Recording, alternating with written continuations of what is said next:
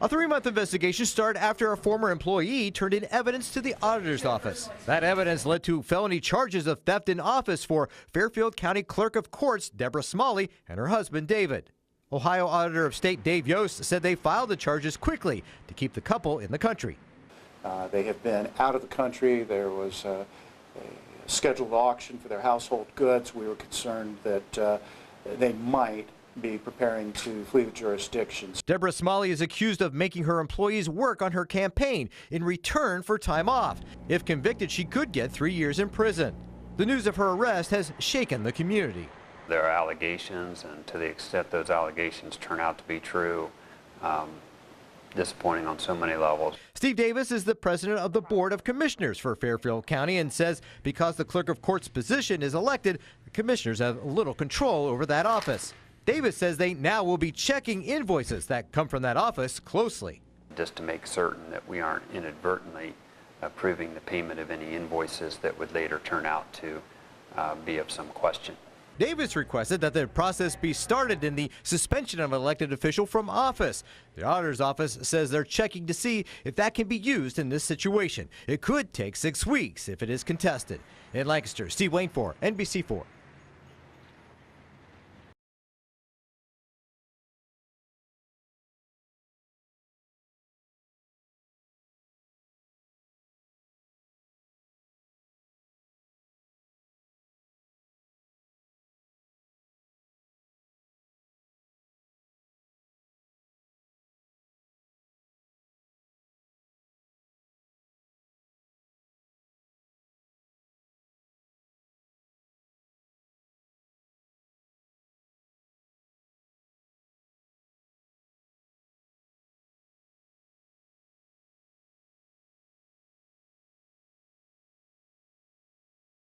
Are you Daniel Hall, Jr.?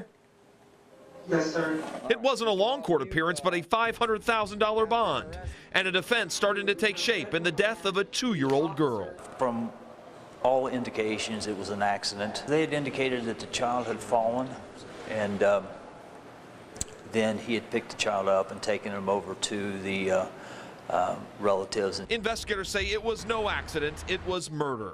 Investigators say bath time for 4 kids turned tragic in Hall's hands. The Licking County prosecutor did not want to go on camera today, saying there's an awful lot of work that still has to be done in this case.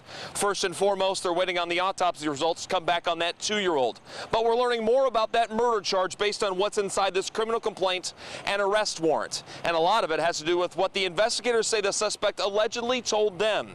Inside this report, it says the suspect told investigators he became upset with that 2-year-old and shook her to get her to stop crying. Each side will now work separately on building up a defense and strengthening a case. For now, the defense says both families can agree on a few things. I think it's a tragedy for both sides. You know, I know that he loved all the children very much. I got that from not only his family, but the victim's family also. In Licking County, Marcus Thorpe, NBC4.